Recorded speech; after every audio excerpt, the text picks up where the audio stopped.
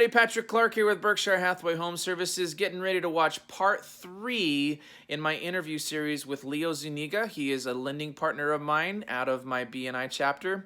The BNI Fanatics, go Fanatics. Can't wait to see you guys in person. Anyways, so this is the third video in a series of videos out of a longer interview. So I basically chopped it up and made it a little bit more palatable to watch in small pieces. So if you haven't watched the first 2 videos, go back and watch the other ones so that you can kind of see where all of these questions all of these answers come from, because it's all kind of built in. So without further ado, here is my interview with Leo Zuniga, part 3. So you mentioned something about margin calls. I want to kind of touch on that. Basically, like it's almost kind of like a run on the bank in a way, but on the back end of on the investor side. Is that kind of what you're saying? Like when you say they're dumping them, is it like, how does that correlate to what we saw in the '08 crash? Is that kind of a similar behavior? Yes, but far from it, because the levels that the rates in the markets have moved are vastly different.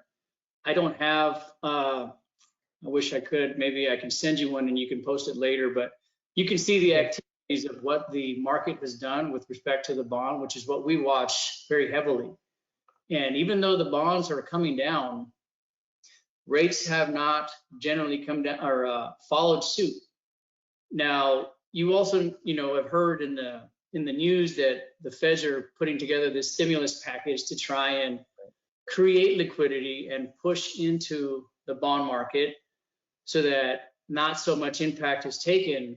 Well, unfortunately, what the general public doesn't know is that actually hurts us, because if it's driving rates lower when all of these margin calls, investors are dumping them even more so, it's creating the bond and more losses for us and our companies like Fairway, like all your big banks out there who are actually in the market lending, because they are losing money on the same side that they're trying to fund these loans that are already locked.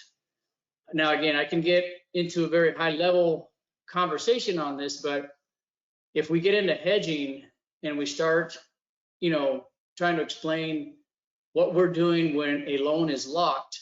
Okay, so for example, just real quickly, when a loan is locked, it's essentially a promise. Okay, it's a promise that we're going to deliver that loan at that interest rate to that borrower on that closing day. Okay, and we will, and we do. Now, when you've got investors pulling out, that lock is gone, and they don't have the liquidity to fund on it because they're facing a margin call. If you've got a $150 million margin call and you need to pay these investors now because they want their money now, those locks are not being honored. And you've got clients who are basically stuck. There are individuals who are right now in a situation where their purchase is being jeopardized. The loan is technically going to be denied simply due to liquidity, where they're not able to fund on that transaction. Now, like I said, it's something that's very hard to swallow on our end as far as what's taking place. I feel very blessed that Fairway is got a very strong hold position in the market overall.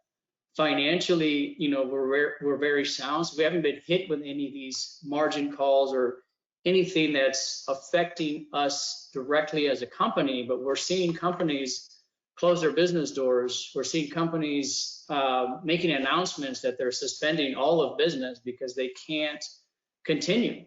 Their liquid capacity is at its max and they can't move forward. So it's a very trying time, to say the least.